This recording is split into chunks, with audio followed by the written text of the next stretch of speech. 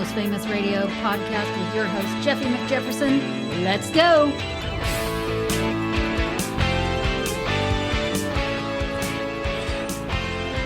And welcome to the Almost Famous Radio podcast. Jeffy McJefferson here. Hello. Humble Backyard Studio, as Rayette said. Woo. Hey, hey. Guess who we got in town?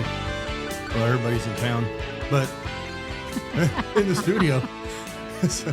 We got Rayette. Hello. Carista.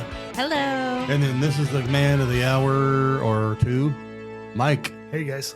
Hey Mike, how's it going, man? Good. What do you Good to think? be here. What do you think? This is a lot of fun so far. Yeah. So we go around the table. What you drinking? I am drinking a grapefruit refresher from Ninkasi. Nice. Carista. Classic Sierra Nevada. Pale ale. The green one. green cans. Trying to extract that from the koozie was a chore. Hey, Mike, Green what one. you got, brother? I got some Liquid Death Killer Cola. Man, he likes that Ooh. liquid death, man. Liquid Death. And I have volatile substance from Bonnie Burt. Anyway, hey, welcome everybody. Thanks. Yeah, so you know what we're doing this Thanks. week? Or this show? Actually, we got Mike in here for a reason. He was like, Careful when you say welcome everybody because you don't know who you're inviting. well, wait, we're going to find that out. Yeah. Aren't we? We're going to find that out. Mhm. Mike is what I call a paranormal expert. Amateur paranormal expert. He's being I humble. don't want to be an expert. No. I don't get paid for what I do. It costs me money to do what I do. So in my eyes, experts get paid, right? Okay, yeah. Okay, go ahead. So yeah, I am amateur paranormal investigator. I have a small group of guys I run around with, and we go and prove paranormal. We like to prove it's either paranormal or not paranormal. Of course, you got to have the both sides of the spectrum there. But yeah, I love what I do. It's a lot of fun. It's a good 'cause hobby. That's You do pretty cool. tours. I do. I am part of historic Jacksonville, out in Jacksonville, Oregon, and I am a tour guide and docent. So I'm A tour guide and what? a docent. So I'm a storyteller. That's Oh, like a okay. host. A docent's a host, a storyteller, a historic storyteller. So yeah, I got involved a few years ago doing haunted history ghost tours out in Jacksonville. That's Jacksonville. cool. Yeah, it's the oldest community in Southern Oregon. It came around in 1851, 1852. And there's been a lot of stuff out there. It's a town it's a little almost ghost town at one point, but it never quite died. And it stayed. It's a Victorian era little ghost town. It's great. Yeah, right now it's a cool little town. It's great. Yeah. But we're going to get a background on it. You got any questions for him yet, Krista? No, I was just thinking about, I know, you always look at my face and you can read my face. I was just thinking about how the town has changed from the way that you're describing it to the town that it is now, which Absolutely. is like luxury place and the stores, It's pretty expensive to live there. Yeah. Little It's boutiques really and good. everything Boutiques are now. Yeah. expensive. Like, I was just thinking about like how vastly different the town is now in many ways, Yeah. except for places like the old saloon Yeah. and the old inn, right? Yeah. Like some of the old haunts. Some of the old places haven't changed. The old a haunts. lot. Ha, ha, ha. See what you did there. Okay. He made it. Boom, boom. So yeah, Jacksonville. It started out as a old west gold town, gold mining. People came to town. It was kind of funny how it all started out. Someone found gold there. I can't remember the exact name. A gentleman had knew about some gold. A couple of guys that were freighters, that were truck drivers of their day, driving stage or coaches with freight on it, came to town and talked to this guy. He took him to his site where he'd found gold. They panned a little bit, came back, did it again, found a little more gold. Decided at that point, the two gentlemen made land claims themselves of multiple hundreds of acres each, which turned out to be the city of Jacksonville. And the winter of 1851 into the spring of 1852, they advertised something that was unheard of. You don't let people know, hey, there's gold in my backyard. But these guys did. They advertised. And at this point, they started plotting land out.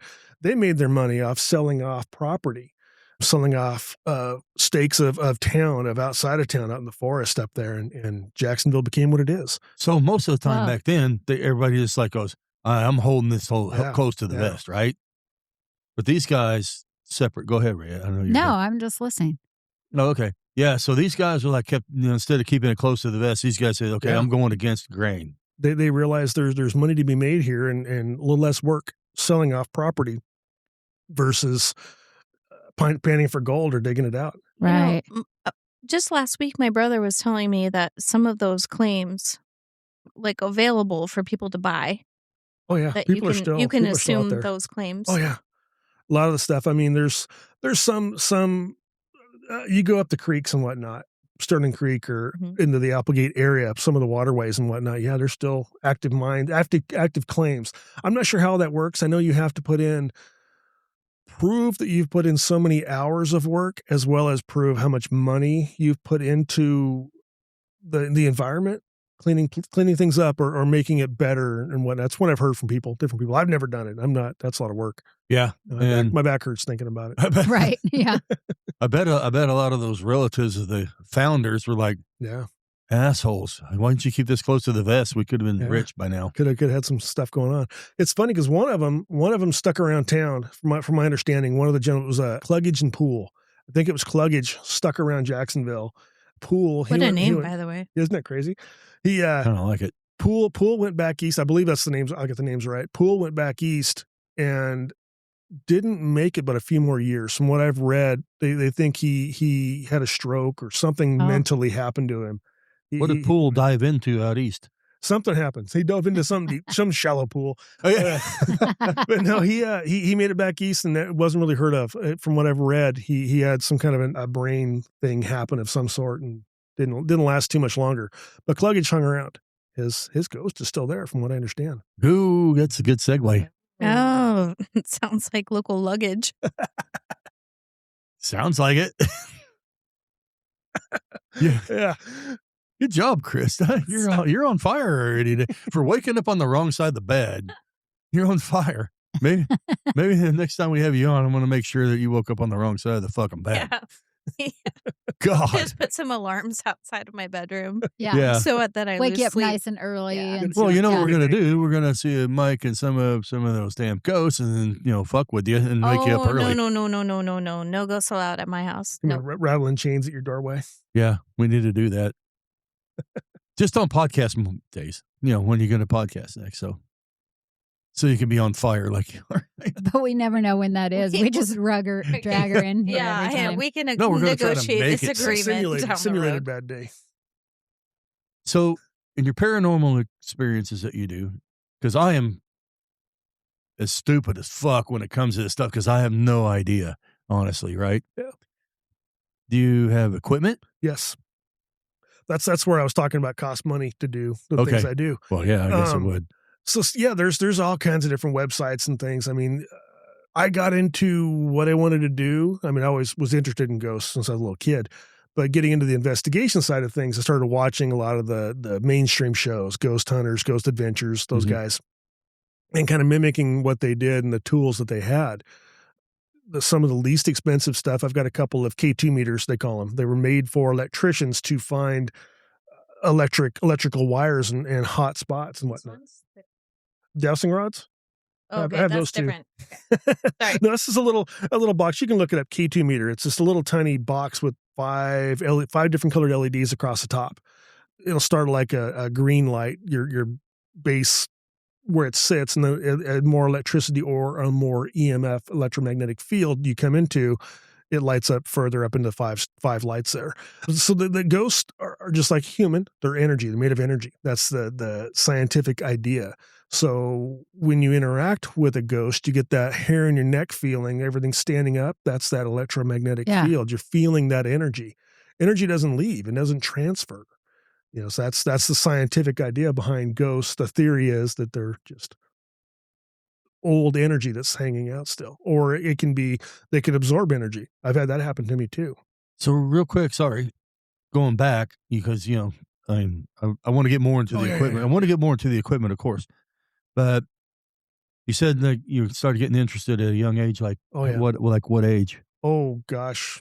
It's not Casper. Grade school. I mean, I wanted to, Halloween time. I love Halloween. I wanted to go to all the haunted houses, the events, haunted events. And then growing up, and every town had some building that was falling down or windows knocked out of it. Looks old, looks haunted. talking about Scooby-Doo earlier, you see these old buildings. I wanted to investigate them. I was too little to go investigate them, but I was always interested in it. Man, he should go to Hoisington. Well, you probably should. Where's that at? Kansas, where we used to live. Yeah. Cool old places back there. Old buildings, yeah. Yeah, we'll probably get into that a little bit later once you start taking your show on the road. Oh yeah, for sure. Yeah. Once I make it big, once Yeah. This is going to propel you up there. You know that, right? Discovery Channel's going to hear this. Yeah, well, hey, can work for us. Hopefully the 3 listeners that listen to us every time, man, hopefully they'll spread the word. So. Well, I mean, I'm curious about that too. Did you just like wake up one day interested in what's in these houses and curious about? I mean, like, was that part of the culture of your family that you would talk about paranormal or ghosts or things like that? Where did it ghost initiate for you? Sure. I mean, the family may have talked about some ghost stories, and I remember talking to one of my grandfathers.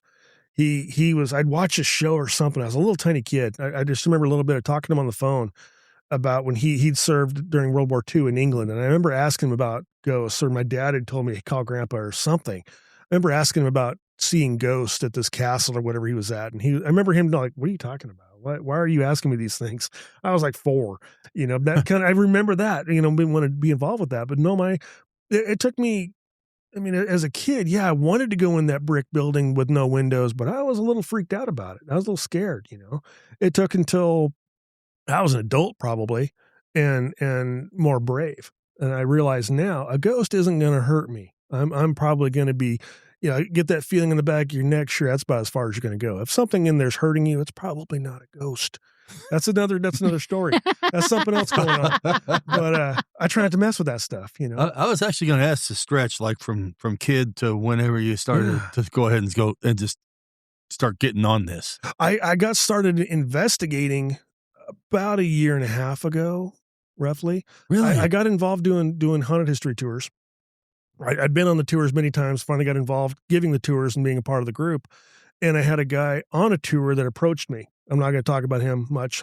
We don't talk anymore. But he says, "Hey, are you interested in this?" He's a ghost? No, he's an ass. We hung out for a short while, got me involved in what I'm doing, and I said, "That's enough. See you later, buddy. Get out of my life." And we didn't get along real well. But he got my start. Mm-hmm. And we did a couple investigations together. Did a bigger investigation about 1 year ago. It was the final time we were around each other, and I just told him we're done. I'm out. He was trying to involve me in financially helping to build his group and help me buy this and help me. And I was like, wait a minute, I'm into my own here. If I buy equipment, it's my own equipment. It's my boy. Buy your own stuff. I'll buy my own stuff. We'll be good. We'll hang out together. And it just didn't. It didn't work out that well. So you got into it because you were just curious, Very much so. not because you had your own experience. I have experienced some things. I mean, I consider myself a paranormal brick. I'm not sensitive to spirits. I can't go into a building and there's 5 ghosts sitting here staring at me. That's not me. I'm not a medium. That's its own. Okay. The mediums are someone that can see or feel that presence.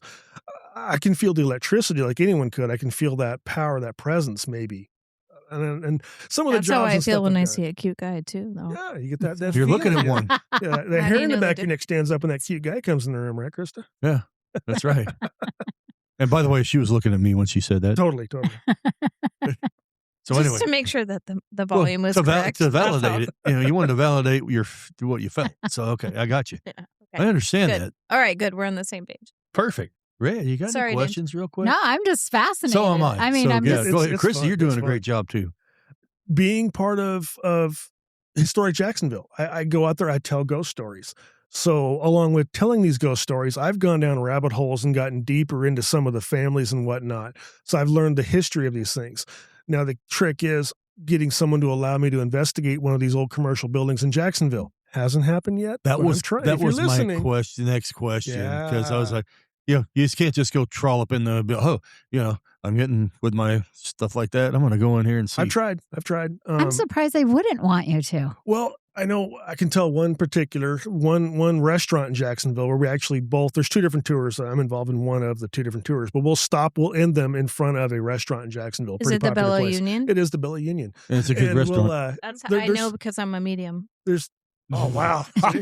She's onto this. She's a medium and a psychic. Wake up on your bad side of the bed every time. That's what I'm saying, Krista. Damn. Okay. Go ahead. But yeah, the Bella Union. We stopped at the Bella Union, so there is stories we talk about the Bella Union. And so I walked in there a while back and talked to one of the owners, a couple of owners, I believe, there at Bella Union. I talked to him specifically and said, hey, this is what I do. And these are the stories we talk about you. You've allowed us to talk about your business. And I would love to come in and investigate one of these nights, maybe after hours or towards the end of the night or whatever, when it's a little bit quieter outside. And he says, no, thanks. We know they're here. It's okay. He didn't want to freak out his employees, his staff, which I understood. He explained to me, he says, I'm sure there's stuff here. I can tell you stories of what's happening personally, but I don't want to scare my staff.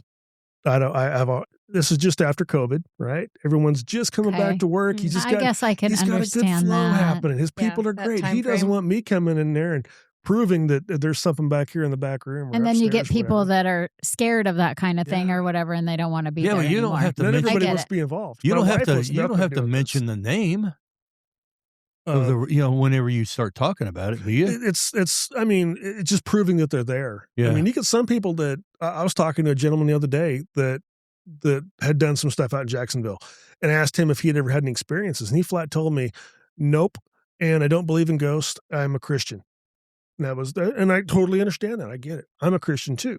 I was going to say, yeah. With that. But, I pray before an investigation. I pray after investigation. Stay away from, you don't get to follow me. You can play with me here and talk to me and show my equipment that you're here, but don't come home with me. I don't want you coming to my house. Yeah. That's that, I'll haunt my own place later. But yeah, I'm a Christian as well. And I understood where he's coming from. That's great. But I get that a lot. I get people that want to come on tours that are skeptic, that's cool. They doubt my story. It's okay. I'm just telling the stories that have been told to us. When I'm giving these tours, I'll if I'm having a good tour and people, if you come on one of these tours and you're smiling and laughing and having fun, maybe asking a question or two, showing me you're interested, the tour might expand a little bit. And I'll tell you some of the stories that have been told to me personally about different places by firefighters, by police officers, people that have worked in these buildings. I'll expand some stuff when people are having a good time. So I enjoy it. I'll make an hour tour, run an hour and a half almost. I've done that a couple times, kind of running a little late. You're rolling on. I get to talking. I love talking. I know that feeling. But yeah, I don't know where we're going. I lost it. I started. We were all over it. Yeah. But that's another key is trying to get into places. I've got a friend, again, Jacksonville, a friend that lives out there, lives in a home that we believe was moved to Jacksonville in the 70s. It's an older home from the 40s, by the look of it. I've been inside the place and looked around with her to see what she saw, what's happened to her. And when it come down to, hey, we're ready. I got my group's ready. We could come out and investigate whenever you're ready. She's turned it away. She's like, I'm good now. I'm okay. She doesn't want to stir things up, which makes sense. We're not going to run in there and yell and scream and act a bunch of fools. We don't act foolish in there. I want to talk to the spirits, but I don't instigate. I'm not going to make a spirit angry. Yeah, it's not like Blair Witch Project. What do you mean? Exactly. I mean, when you say talk to the spirits, what you mean is like getting these readings on like your EMF, or you're not actually speaking with them. Digital recorders. I mean, have you actually heard like a recorded voice where you feel like you're not talking to a personally. spirit? I've had noises happen on recordings. I've had, I have more equipment now. I just got, like I said, things cost money. For Christmas, I bought myself what they call a spirit box. It's just a little AM FM tuner, basically, that fast forwards or slow. You can speed it up, but it'll run through stations, AM stations. So the idea is a ghost can pick up on that energy through that little box, the little battery powered box, and throw a voice out through the words on the radio. They can manipulate it is the idea. I just got that. Can I ask you a question? Have you ever used your equipment to try to communicate with somebody that you know to be deceased? Yeah, actually, yes. And not that I knew personally, but that I knew outcome of that? Oh yeah, maybe it's like your granddad or your Okay. aunt or Yeah. something like Yeah. that. Like, Actually, have you used It's a very good Mhm. question, this Krista. equipment Yeah. that you say that I can like prove that there's afterlife and what's happening on the other side? Have you Absolutely. actually had success Mhm. targeting a particular spirit? Yeah. or- Yeah. So I've got a lot of family that are deceased. Mhm. I haven't gone to. I need to talk to my mom and see if she'll let me come into her place where she's living and talk to my grandmother. I'm positive grandma would talk to me in their place where she lived before she passed. I'm sure she would. It's a little home here in town. I just haven't. It's in my back of my mind. I just haven't pushed that point yet. I'm sure mom would be okay with it, but I haven't gone there yet. Mom, I'm going to ask you when you get back to town. So it but no, kind of sounds like the person is tied to a particular place. Like when I Can hear you be. talking about like asking your mom, can I go Yeah. into this particular place to talk to grandma? Place or But objects. I mean, Yeah. do you think that there are spirits that are sort of just like freewheeling out here and not Yeah. connected to a place that you could speak with? Yeah, absolutely. It's easier to pinpoint in my eyes and my beliefs, which, well, getting back to your original question, I bought a set of dowsing rods a while back. And some people, again, believe in dowsing rods, some don't. I fully believe in it. Hey, why not? Do you want to describe what those are? So what Yeah, what they please. are, it's a little bit thicker than a coat hanger. Coat hangers can be used as well, but these are a brass rod that's shaped like an L, basically. And the L, the smaller portion, has a little swivel on the inside where it's got a larger piece on the outside. So it's a handle, basically, so that it's free moving. And the idea is you hold them level out in front of yourself, and you tell the spirit in front of you, which I did. My uncle at a cemetery. He was the newest one to be buried in the cemetery in the family plot there.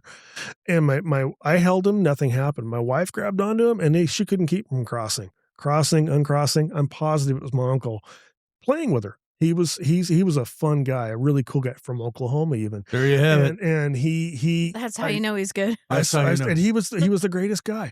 And Of course he I was. swear I've got it on video. It's on Facebook somewhere. My wife holding these dowsing rods, and you can see her hands are just stay steady. And these rods are crossing, uncrossing, recrossing as we're talking, And at the time I was trying to think it was probably my grandfather, but he didn't know my mom, my wife. My uncle did. He loved us all. He loved my wife, my daughters, and I'm positive Uncle Don was crossing those things up for me right there. It was pretty Just neat. to play devil's advocate, Yeah. haven't people used those to try to identify where water is? Absolutely, yeah. Dowsing rods. That's the original idea of them. Yeah. Okay. Yeah, I've seen them used for water when I was a kid. My grandparents bought property out in Ashland. They were looking, before they built on it, they were looking for where the well was at. Mhm. They knew where the well was. I went out there one summer with them, and a neighbor wanted to come out with dowsing rods. They knew where the well was going to be dug. They knew where the water was at. Grandpa pulled the flag and put it in his truck before this guy got there. He walked out with dowsing rods right in front of us with he just took brass hangers, walked out there, and they kept crossing. Same kind of idea. That the energy of whatever it is was crossing right there where they knew the well was going to be dug. And he hadn't been out there before. He did this right in front of us. That's when I realized, Wow. hey, people use dowsing rods for investigating. I need to buy a set of those. And it's yeah, Interesting. these are for water. I haven't used them for water myself, but I've got them. I'll play around one of these days and walk by the water pump from my pool or something, see what happens. Yeah. I haven't messed around yet. Just to see if it really Yeah. does. Yeah. Yeah, it's all about, again, it's Interesting. all about energy. It's manipulating that energy and how a ghost can manipulate it. But yeah, I also believe, it is my belief that a ghost may hang out at a place where they lived, where they had fun, where they lived their life, or tied to an object that they were proud of. They were happiest around this whatever. And then, yeah, why wouldn't a ghost be able to leave? I mean, in my eyes, I don't know any better. Maybe they can't. They should be able to move around. I would sure think so. Yeah, you would think. I would like to, I mean, imagine all the traveling you could do that you couldn't afford when you were a human being Exactly. in the flesh. Yeah, what that ghost That's is probably true. that ghost is probably looking at everybody in traffic going, hey, fuck you guys. I can just go over here. Like, twitch my nose. Yeah, I'm That's in right. Paris. Bada bang, you know? yeah. Do the bewitched thing. I have heard of people like moving though. Like they had some ghosts or paranormal activity in one house, so they moved like to a different city. Oh, yeah. And so maybe that is attached to something then instead of the house. Mhm. Like, or a person even. because that Is that what you're saying? Absolutely. That makes more sense now. They're tied to mirrors. Mirrors are a big thing. Oh. And doing some of the stuff that I do, I don't like mirrors. Personally, to be honest with you, I don't like clowns. I don't like mirrors. I don't mind the way I look. I just don't want to stare into a mirror in the dark. So you don't want to go to a fun house? I don't like that kind of stuff. I mean, I'll do it. I don't mind. I love going to haunted houses. You wouldn't go down to the collector's market and get an antique mirror. I would not bring home an antique mirror. You didn't know what house it's been in, who's looked in that. I've got another story about a mirror. A family member had a mirror, a big dressing mirror, the big ones on the pivots in the middle, swings around, does whatever, like the Waltons had. Yeah. Okay. Well, they had one that was I believe it was his grandmother's or grandmother's. It was his grandmother's antique mirror. They had it. They lived in a place. It's an older place up on Sardine Creek. This is my father-in-law, and lived up on Sardine Creek in an older mobile home, and I believe they'd moved. By the time they moved that mobile home out, put a new one up there, brand new mobile home, moved it up on the same property, same place. This is bigger home. They had this mirror in there. Well, he'd wake up at night a few different times, and he would see his grandmother, who, from what I understand, was a smaller stature woman with a kyphosis, had a hunchback, and she was kind of bent over. He'd see this spirit in the middle of the night walk from his bedroom around to what was the next room over was the laundry room, I think. And he'd see her in this new mobile home. So he would point it out that it couldn't have been the old mobile home. It's the new place. And then he figured out she's coming from near that mirror. So what's he do? He brings the mirror over to our house and sells it at a garage sale. I came home. I knew it was there, and I was working. Did you follow up? Did you follow up on that mirror? Ask the new owners, hey, is there a lady coming out at night? I came home from whatever I was doing that afternoon, a Friday afternoon, working or going whatever, doing whatever I was doing. I came home, that mirror was gone, wasn't there anymore. And I asked my wife, "Did you sell that mirror?" Yeah. Like, do you know who you sold it to so we can check up? Nope. I didn't ask him. I didn't tell him anything. I'm like, why not? Damn, that would have been. That would have been. Yeah, she just pitched it or sold it off to someone and didn't. I'm like, well, I would have. She was like, I know. That's why I sold it when you weren't here. I would have brought that Facebook story Marketplace, so you can track that person. This is long before Facebook. This was but still, though, yeah.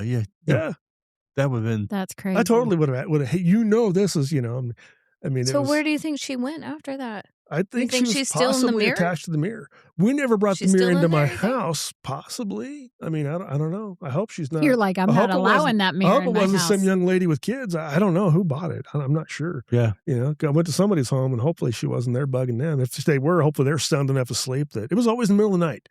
I don't remember the time frame, but it seemed like it was early morning that my father-in-law was telling me about when he would see this several times over.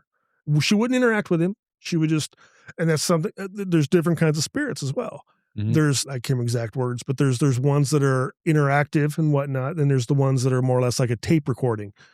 It's just what's happening through, they're reliving a portion of their life, but they don't see you. You might see that motion or hear the footsteps in the same spot every time. I can't remember the wording of it, but yeah, that happens too. That's pretty crazy. Mm-hmm. That's awesome. It's cool. And if a person wants to get involved with this, the biggest thing is have an open mind. Not everything is haunted.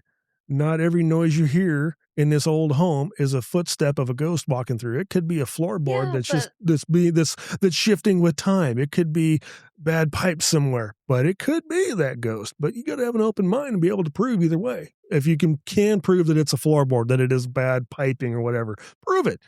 Point it out. Like, hey, this is what's happening here. But if you can't, then it could be a ghost. It could be lots of things. Could be a squirrel that's up in the attic running around being a nut, That would be my hope, that it's going to be like a squirrel. Yeah. I always want to watch those shows like on TV. I see them all the time, but it always seems like I come across them like at night. Yeah. And then I'm like, I want to watch this, but I don't want to watch this because what if I hear a squirrel? What if it gives me, bad dreams or something? Yeah. Yes. I don't know. I just don't know. What if the cat jumps on you and you're like, oh, shit? Okay. Right. Yeah. Like, get your attention real quick. Right. Because you just watch something like that. But it's interesting.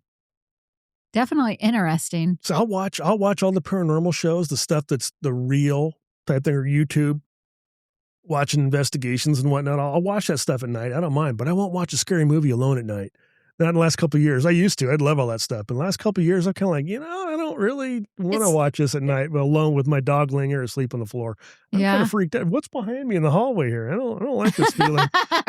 Are you more afraid of humans in the flesh? Oh, absolutely. Than 100%. dead humans? 100%. Oh, okay. People are crazy.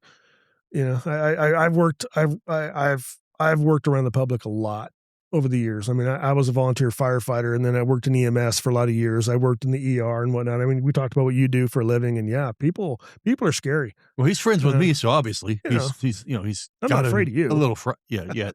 I haven't met that side. Insert Ricker commentary here. Insert the Ricker, yeah. No, but yeah, this is like extremely interesting, man. I mean,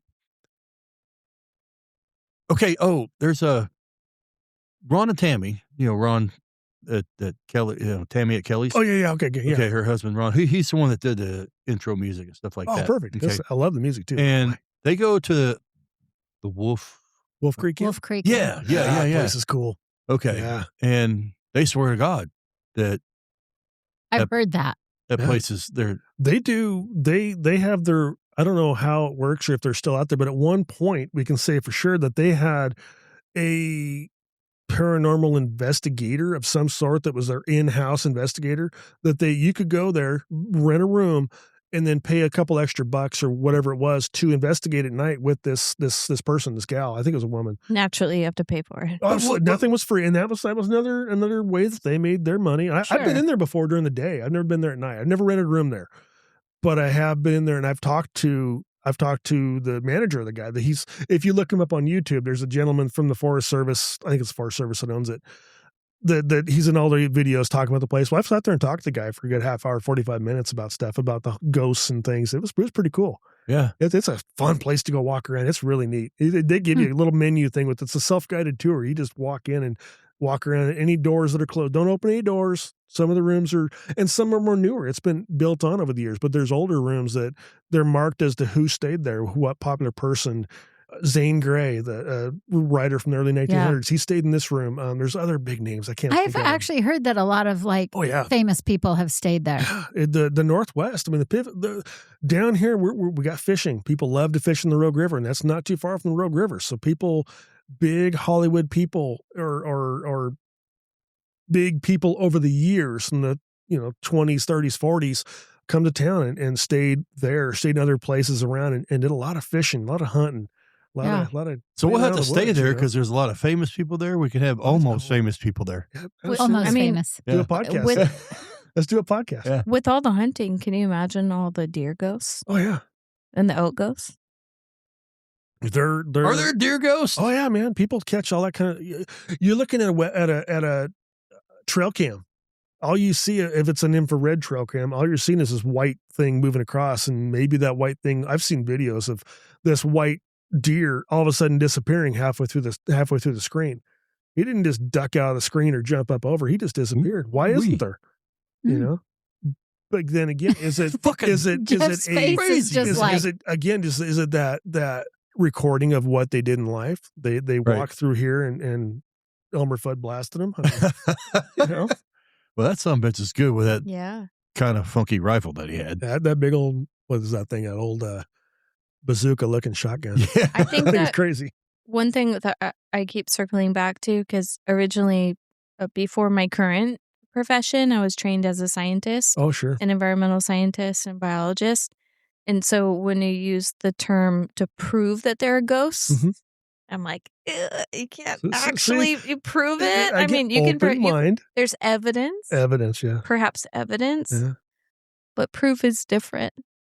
And that's like Sasquatch. There's no proof, right? Proof. Bigfoot. We're not going to go there. That's another podcast. I thought you wanted to. Not this time. No, okay. we're gonna do one of those. Mike's gonna come in later and do a Bigfoot. There's a lot of there's grist for the mill, as it were. I like that. I like the way you put that. Right, but there's no proof. Yeah, and I think that's what is compelling. Yes, scientifically. Yes, that's its own. That's its own rabbit hole we could go talk about. Yeah. The Smithsonian hiding. But that's what's really compelling about the topic, right? Exactly. Yeah. That's It's interesting because there is no proof. It's not like something that's measurable, and people have their own diverse experiences, and that's what makes it fun to talk about and think about. Because you got to get out there and do it like he does. I'm not going out in the woods. I don't know about But there's you. obviously something that's moving that. I won't even object camp in across the woods. Are you table, kidding me? or- I mean, if you're sitting there and something's moving across the table, Yeah. that isn't a floorboard squeaking, or you know what I mean? So Yeah. I feel like Would you say that oftentimes, I don't know, in your something. experience, that children report more activity I've than, had that than experience adults? myself with my children. My oldest daughter, Emma. Yeah. She doesn't remember this. She was about 2 years old. We didn't live too far from here, just up the road a little ways, at a home. We were. It was a 2-bedroom house. It is a 2-bedroom house still. It still sits there. But she was about 1.5, 2 years old. We'd put her down for a nap. Multiple times this happened. We didn't have a video monitor for her bedroom. Sure. We had the radio monitor thing where we could hear her. It was the device in the room. We could listen to the speaker. She'd be in there in the middle of the day. It happened many times over. She would be talking away, baby talking, just blabbering away at something. She still does that. Still does it to this day. She still does. But she has more better wording today. She understands English language a little better than she did then. But she'd be chattering away, and you'd open the door and look at her, and she'd be standing in the corner of her crib away from the door. Now, picture the room. You come in the door, she'd have her back to me in the far corner of her crib, looking at the corner up to her, would have been her left, up in the corner. There's 2 windows in this room. There's one in the front of the house, one on the side of the house that were in the same bedroom. Well, she's looking between these 2 windows in the corner and just animately talking away. and always the same corner. Always the same corner. It happened. I remember it several times, 2 or 3 times myself. My wife caught it a couple times. And it always seemed to be during the day. At night, she was really sacked out at night. But during the day, in her nap times, on the weekends is when we caught this a lot. But she did that multiple times over. And you'd walk in, Emma, who are you talking to? She'd look around and look at you, give you a little wave, and then look back in the corner and be like literally looking back and forth, looking for whatever was there. It's not there now. And you could see that she's looking. Then she looked back at you like, oh, okay, you're here now, I guess. Whatever she's talking to wasn't funny there. you should say that. My brother, he was probably about 3 years old. You're good. We would be sometimes at my uncle's house.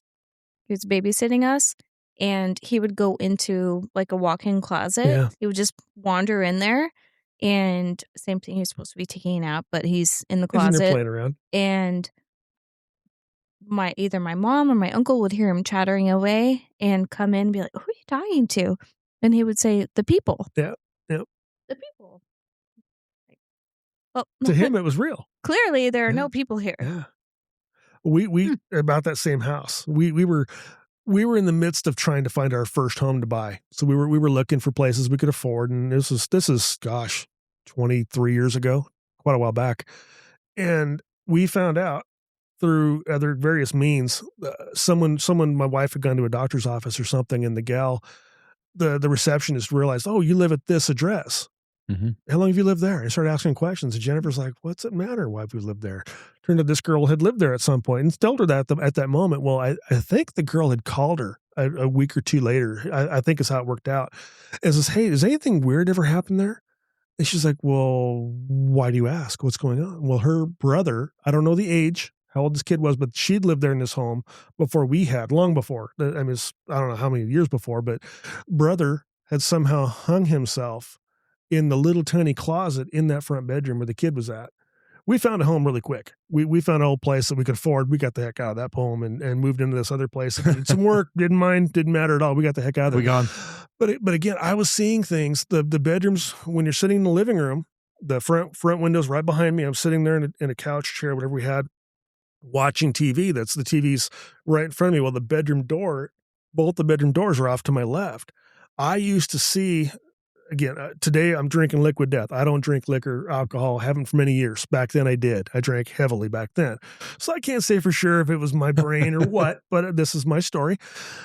I would see a smaller stature figure come out of that room and out of the corner of my eye, always out of the corner of my eye. I'd turn my head and look, nothing's there. But I'd see it walk from there straight into what was the kitchen. On the other side of the wall where my TV was at was a kitchen right there. I'd see this small figure all the time, happened all the time at night when it was quiet. Everyone's in bed or just being quiet. Any which way, I'd see the small figure that was maybe bigger than my 2-year-old daughter, that would run into the kitchen. I'd turn and look, nothing was there. Happened many times over. Again, maybe it was my brain just doing weird things. You shouldn't drink so much. Over again. I don't know about that. It was a constant thing. I feel like that is a thing. It happened a lot. And today, the house is still just down the road, literally down the road from us here. And people have lived there for quite a while now. Ever since then, I've always wondered. I know the owner of the place was a friend of my family. So I mean, talking to him, he didn't know anything about it. I'd asked him at a point, hey, do you know about this kid that hung himself? I don't know nothing about that. What are you talking about? I don't know anything about that. No, of course. He blew it off. Yeah, Whether he knew or not, he didn't want to talk about about it. He was one of those that, nope, nothing happened to my place. He doesn't want that history there. Yeah. I'm renting this place out. Don't jinx me. Yeah. I guess I have had personal experiences, yes. So question, is you've talked to Jen about this like long ago, right? Jennifer, his wife. Yeah, she knows about it. Yeah. And did she how long did it take her to get on board, or was she on board right away? With moving out of the place? No. Just the whole, with the paranormal investigating? Well, no, not even that. Just when you were talking about ghosts, and even back then when she knows it's my hobby. She lets me have my fun with it, but she wants nothing to do with it. Oh, she's not open in the same way that you are. No, she's not interested in that. She's interested to an extent, but I mean, maybe she's afraid. Maybe she's a little scaredy cat, but she's not interested in going. We were watching a show last night, some YouTube video. I can't remember where they were at. It was somewhere in Oregon. These gentlemen were going for the four corners of Oregon, about an hour, maybe an hour long video. They were having a good time. 3 guys running around. They found this old home somewhere. I can't remember where it was, somewhere in Eastern Oregon.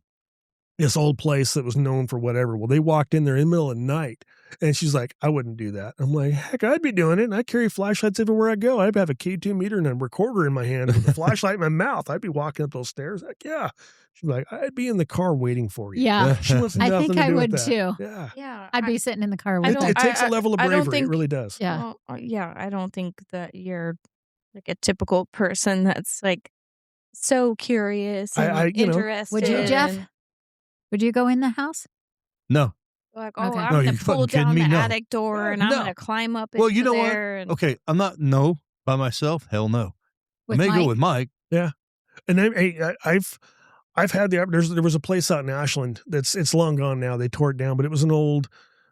Now I may go with Mike. Home. Before I wouldn't go with Mike. I wouldn't do anything, but yeah, go ahead. Sorry. There was a place in Ashland that I probably could have got into the main floor. But it was becoming. They're tearing it apart. It was condemned. They were tearing it down. It is a subdivision now, literally a subdivision on this hill with this one big, huge house that stood maybe 5 or 10 years ago. 10 years ago, I'd say. But I did go in the basement. The basement had no door on it, so I'm down there with the flashlight looking around. What's in here? What's going on? Anything going to talk to me? And I wasn't investigating at that point in my life. Didn't have any equipment with me, but I had a flashlight. Did you feel any It was cold. It was really cold. I mean, I didn't feel anything. In the house, probably would have. I'm thinking, looking around, looking in the windows, I was waiting for something to move.